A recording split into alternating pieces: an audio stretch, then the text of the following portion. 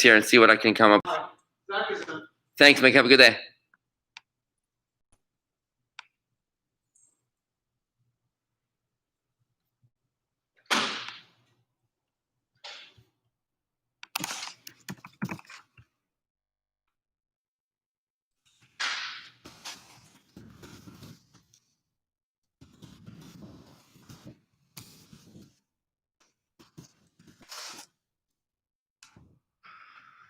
Good morning, everybody, and welcome to the last miracles of the Prophet Elisha, one of the most interesting characters in the history of our people.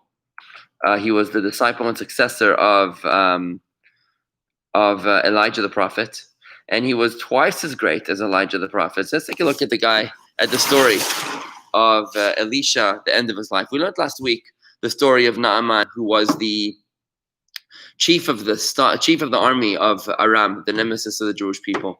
You may recall that the king of the 10 tribes of Israel, his name was King Achav, and he was killed by a bullet, by an arrow that was shot by a stray soldier. Who was that random soldier that happened to fire the arrow that killed King Achav, king of the 10 tribes of Israel? That was Naaman. So once he was discovered as the one who killed the king of Israel, he was then promoted to the chief of the army. What we learned about last week was when Naaman, this very well respected and honored, dignified military leader of Aram, was afflicted with a skin disease called saras. He had no one to heal him. Nobody was successful in healing him. There was a Jewish maidservant in his home who advised him to go to Elisha, and Elisha advised him, and when he eventually went to Elisha, he advised him to dip 7 times in the river Jordan. He scoffed and mocked at this because the rivers of Damascus were so much greater. Nevertheless, he eventually acquiesced, at which point he was completely healed. At this point, he wanted to give gifts to Elisha for having healed him. And this is where our story begins today, the final miracles of the life of Elisha. I'd like to welcome Elaine, Corey, Rob Berger, and Elisha to our broadcast today, as well as everybody else who is live and watching with us later on this Labor Day. So let's go further in the story over here. As a sign of gratitude for his healing, Naaman wanted to send gifts, great gifts, money, silver, clothing, to the prophet Elisha, but the prophet declined the gift. He said, the God of Israel is the one that healed you, and I have no merit to take anything from you. That's the message that he sent to Naaman, to his land. It's interesting, he never met Naaman. On the way to Elisha, Naaman received the message that he should dip in the river Jordan 7 times. And when the message was sent to him that Elisha, that he wanted to bring gifts to Elisha, again, he sent him a message. Then it seems like they never actually met. In any event, Gehazi, who was the unscrupulous disciple of Elisha, he desired the clothing that Naaman wanted to give to his Rebbe. When Naaman was well on the way, Gehazi ran after him and he told him that Elisha regretted his decision. He changed his mind for having refused the gift, and now actually he would like to have two outfits of clothing and a kikar of silver. Obviously, this was not true. This was for himself. With great joy, Naaman, who was so grateful for having been healed, gave the clothing and the silver to Gehazi, and he separated with him to peace. Now, the gifts, Gehazi did not tell his master Elisha about the gifts that he surreptitiously obtained. However, the prophet Elisha knew about this by divine providence. When Gehazi entered into his presence, Elisha rebuked him angrily, and he says, "You evil Rasha, what did you do? Why did you take the silver and the clothing from Naaman? I did not send you to him, and why did you lie in my name? Since you've done this evil, the tsaras of Naaman, the skin disease of Naaman, which was removed from him, will now be placed upon you, and you will suffer from it for the rest of your days." While these words are still being uttered by the lips of the prophet, Gehazi himself broke out immediately in this tsaras, which looked like snow, was snow white. His harsh punishment came to him because he was disgracing the mitzvahs, the commandments. Sorry, he disgraced the mitzvahs and he didn't believe in the resurrection of the dead. Let's analyze this. Why did he not believe in the resurrection of the dead? You may remember the story when we learned it a few weeks ago when Elisha promised a child, blessed a child to the hosts that would always host them in the place called Sarfas. And what happened was that their son died, and Elisha sent his servant Gehazi to resurrect the boy. He gave him explicit instructions as to how he was to resurrect the boy. And all the way down there, and the explicit instruction he gave him was that you shall not speak, put the staff upon the boy, and he will come back to life, but you shall not speak to anyone about anything until you arrive and fulfill my mission. But Gehazi did not listen to that instruction. On the way to the boy, to the woman of Shunam, actually, that's where she was from, he violated the order, and he scoffed all the time to the people that he met along the way. And he says to them, do you really believe that it is possible to resurrect the dead with the stick, the staff in my hand, the staff of my master? He loved money, and when he took the presents, which Elisha declined, he brought upon himself this evil, this harsh disease. Not only did he sin himself, but he also caused other people of Israel, other aspiring young prophets, students of Elisha, to not be able to come and study Torah from him. Every time when they wanted to come study Torah from Elisha, Gehazi, his disciple, would sit outside the synagogue or the house of study of the prophet, so that the people that would come to study from him would figure that there's no place inside, and that's why his disciple is sitting outside, because it must be full inside. And when they realized that it's full inside, which it wasn't, they immediately left without even looking in. So this disciple of Elisha scoffed and didn't believe of the miracle of the resurrection of the dead. He also loved money and desired presents, which is why he lied to Naaman that Elisha changed his mind and now he did want the presents. And the third sin that he did was that he gave the false impression to the aspiring young scholars and students of Elisha that the place was full and that they wouldn't be able to enter the room, so that they would leave even without trying. After he became sick, the Gehazi goes from bad to worse. Gehazi goes to a place called Beiskel, where he began to serve the golden idols that Yeravam ben Nevat, the first king of the 10 tribes of Israel, you may remember him from a few weeks or months ago. Yeravam ben Nevat was a great scholar of Torah, but he became an evil idol worshiper, and he set up these golden idols, which were still there in Beis Kel. He went to serve those idols. Now listen to what he did, an amazing thing. This is like an extraordinary thing that he did. In order to add the believers, to help people believe in the golden idols, Gehazi hung on the neck, on the collar of one of the golden idols, a special precious stone, which lifted up the idol, which remained suspended in midair, and whoever saw it suspended, this idol suspended in midair, thought that it was on its own merit, that it was truly like a god. Not only that, but he actually engraved the ineffable name of God, of Hashem, in the mouth of the idol, and through the power of Hashem's name, a voice came out of the mouth of the idol, and it would say, Ani Hashem Elokecha, I am God, your God. Lo yeh lecha elokim acherim al panai, you shall have no other gods before me. These are the first two of the 10 commandments. I am God, your God, you shall have no other gods before me. So basically, through Gehazi having surreptitiously engraved the ineffable name of God in the mouth of the idol, it was now uttering, constantly speaking these words, I am God, your God, you shall have no other gods before me. Obviously, this made a major impression upon everybody who saw this idol suspended in midair, and it was uttering, I am God, your God. It looked like incredible magic. It looked like this is truly God. Now, what exactly that stone was? that allowed this that allowed this idol to be suspended in midair. I think that it was a magnetic something that he did there. It was some sort of some sort of magnet that he put two of the same polarities facing each other, a positive and a positive, and it would cause it to be suspended in midair. I believe that that's what he did, that it was a magnetic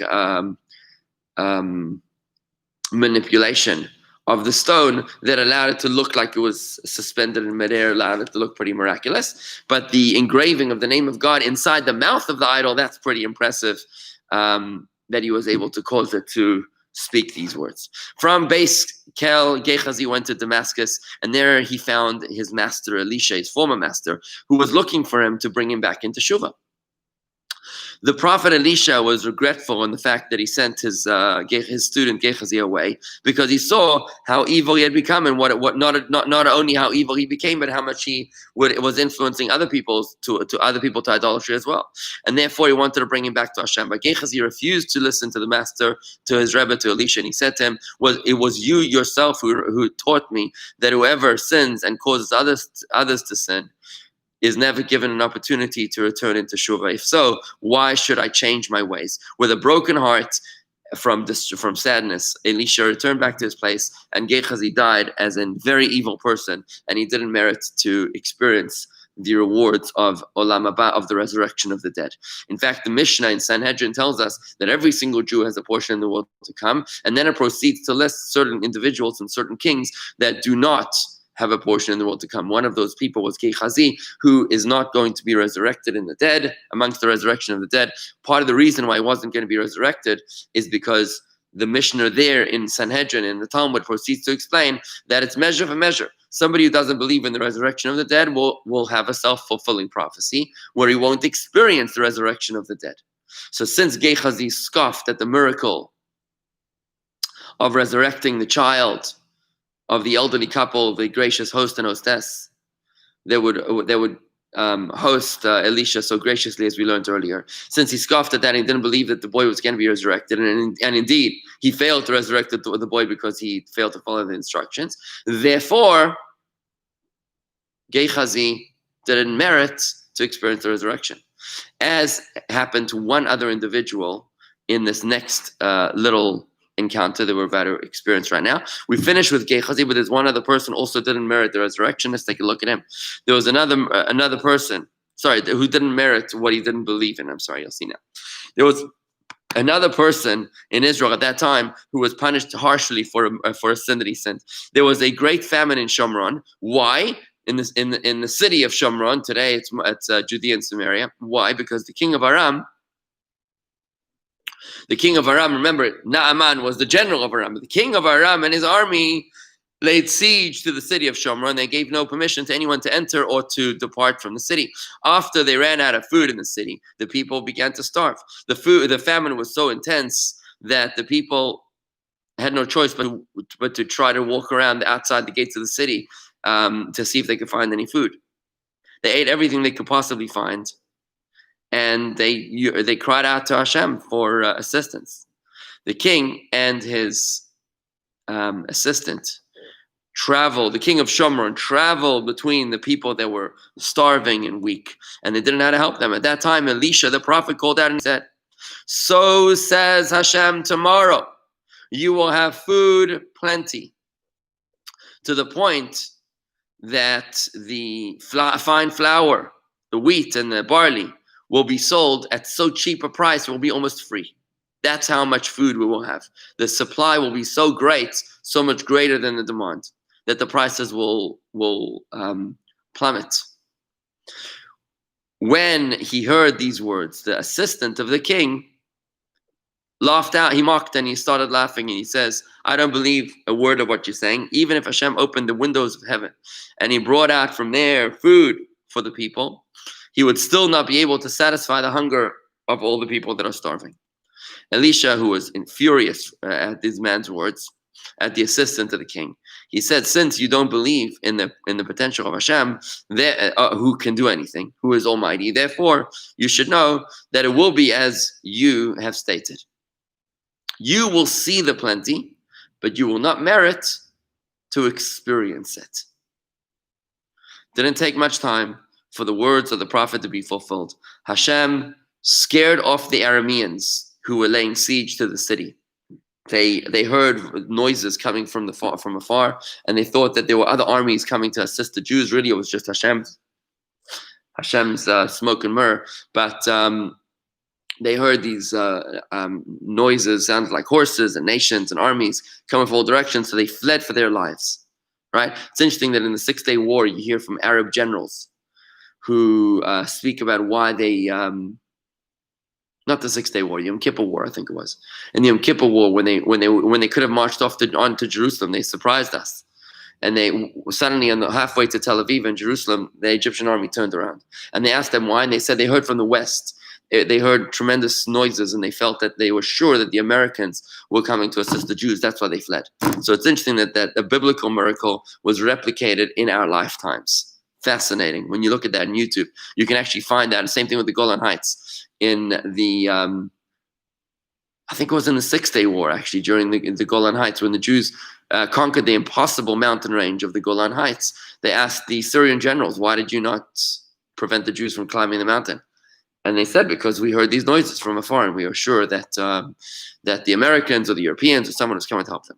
In any event, this is what happened. The prophecy was fulfilled.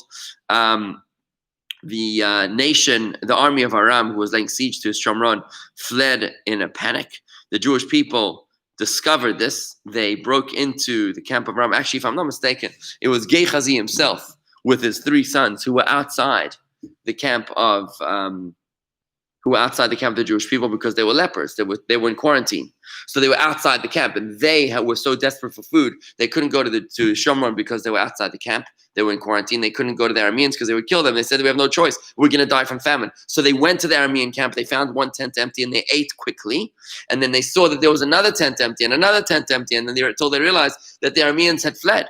So what they did was that they came back to the Jewish camp, and they said, listen, the Arameans are gone. Everybody come out and feast. There's tons of food out there. They're all gone. Now the Jewish camp thought, the Jewish soldiers were sure that this was a Trojan horse.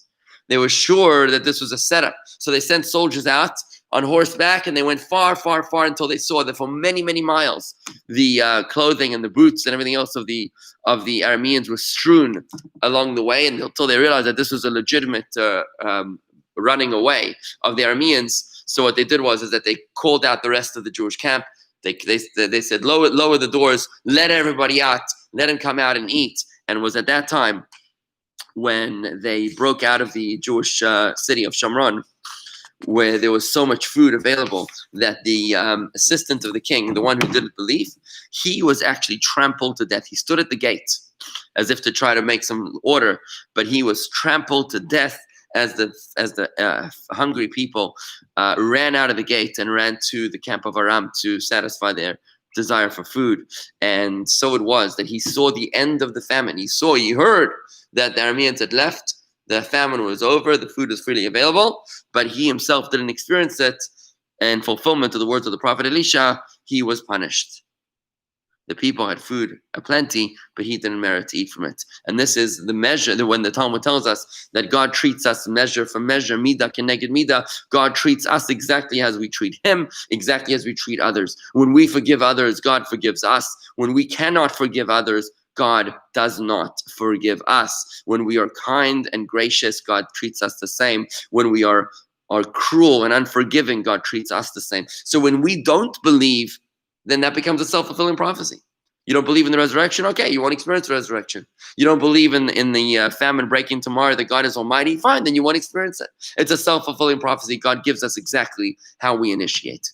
Good morning to all the people that recently joined us. Dan Hockman, Terry Zweig, Michal Lankin from Israel. I think she's in Tel Aviv. Great to see you, Michal. Lucy Brown, Robert Wertheimer, who celebrated his 75th birthday yesterday. And to Andy Siegelstein, who says, strange character, this Gehazi, having been around Elisha and his miracles, going then all the way to the far side. You know, it's interesting observation that you make, Andy. Gehazi is indeed a very strange character. A very strange character. Why did his Rebbe not rub off on him? You have to realize the following. that zel umas ze asa lakim, this equal to that, God created the world, which means God created an equally balanced world, measure for measure, right? When the holiness is strong, then the evil is equally balanced. You know how you hear these stories about great rabbis sometimes who fall in sin, and you say, how could such a great rabbi fall in sin? How's that even possible? And the answer is because the greater you are, the stronger is your evil inclination. Which means that that rabbi might have sinned not despite his evil inclination, no, not despite his holiness, but because of it.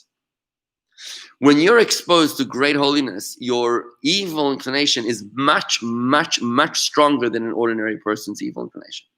And you and I can't even relate, Andy, to the intensity of the evil inclination of the person of Gehazi, who was exposed to this holy prophet Elisha. It was not despite Elisha's holiness, but because of it, that Gehazi had such a rebellious spirit. Just like two fighters in a wrestling ring. You don't have one strong with the one who's very weak, but you match the two that are equally able to fight each other. Right? So you have like the same weights, the same strength, whatever, same thing. And the Alter Rebbe brings us in Tanya chapter 28. He says, when one of the fighters finds extra strength, then what does the other one do? He doesn't just say, okay, just knock me out.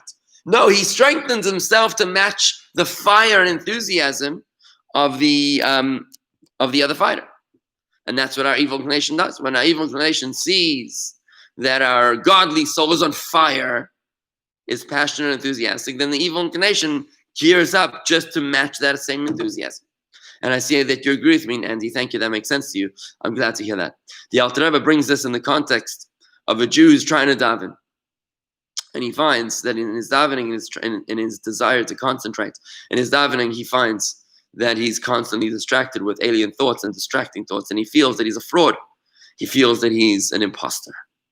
The Alter Rebbe gives him strength when he says, you have not one but two souls, and these two souls are constantly fighting each other. And it's not despite the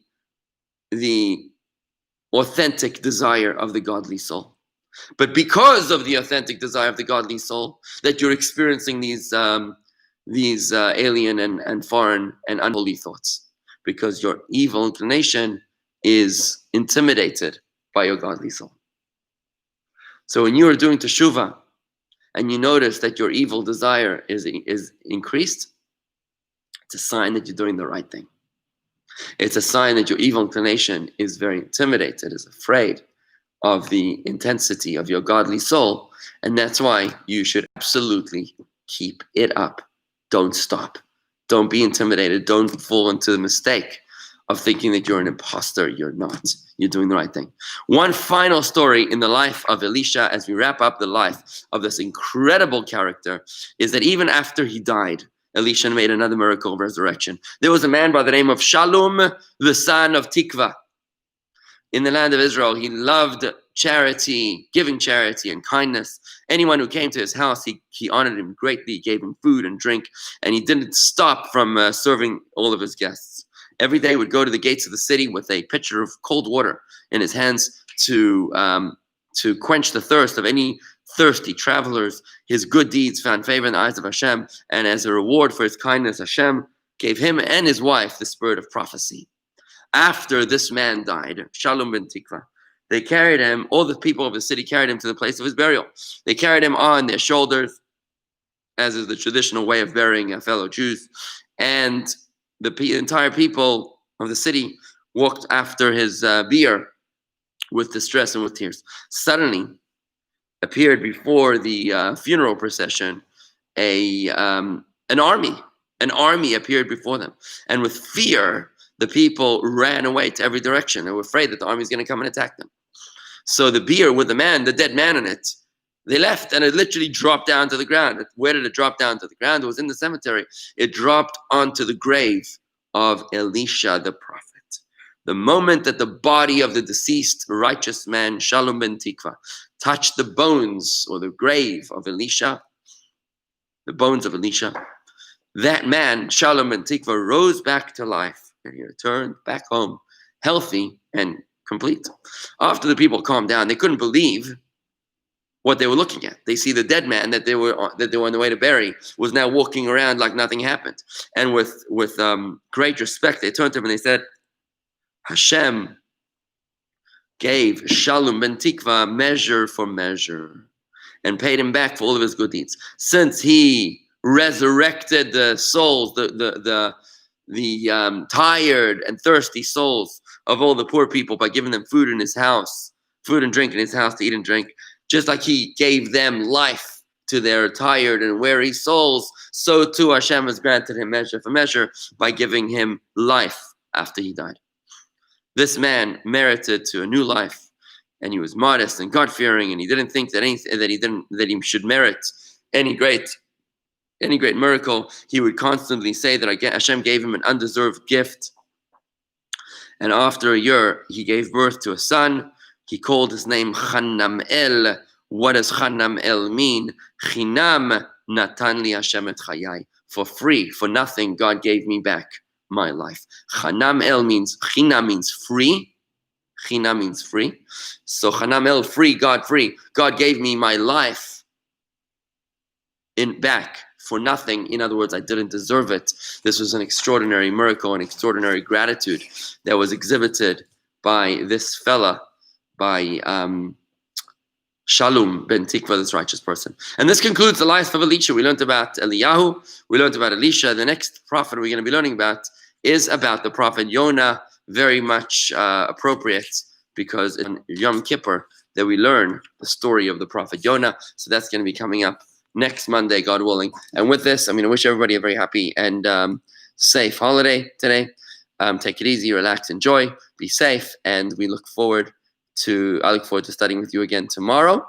Tomorrow is Tanya. Today is actually the 18th day of Elul.